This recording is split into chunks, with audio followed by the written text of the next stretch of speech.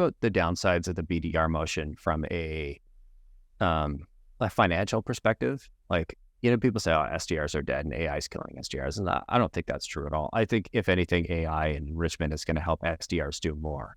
Mm-hmm. I think to your point, like there are going to be a lot of companies that are moving away from unprofitable sales motions. And that's probably the thing that's killed the most jobs. But I think you could make the argument that those weren't jobs that should have existed in the first place. It was just kind of driven by the funding, the state of funding, and a lot of irrational exuberance, if that's the right word to describe it. But let's assume let's put the finances aside. Let's go back to the BDR motion. There is something transactional about the BDR motion. I'd love to, let's talk about, what are some of the downsides?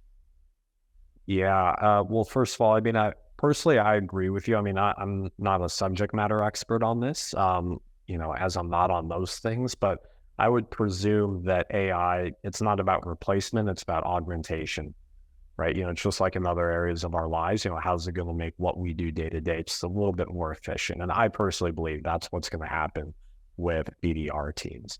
But yeah, the downside, going back to a theme that I mentioned before, it's one of those things when everybody's doing it, right? It's really easy for you to get lost in the noise. So how can you separate yourself? How can you make an impression on a potential buyer in a way that's not being tried by 10 other or 20 other or 100 other firms exactly like yours? And, I think that we saw some variation of this maybe about a year or two ago when social selling, the concept of social selling, really started picking up steam. And then eventually you pull up LinkedIn as an example today, where I spend a whole lot of time, it looks like, as much as I hate to say it, a lot of noise, right? Because it's, BDRs and, full cycle AEs that hundreds of different companies that sell into, hundreds of different verticals that are all doing some variation of the same thing.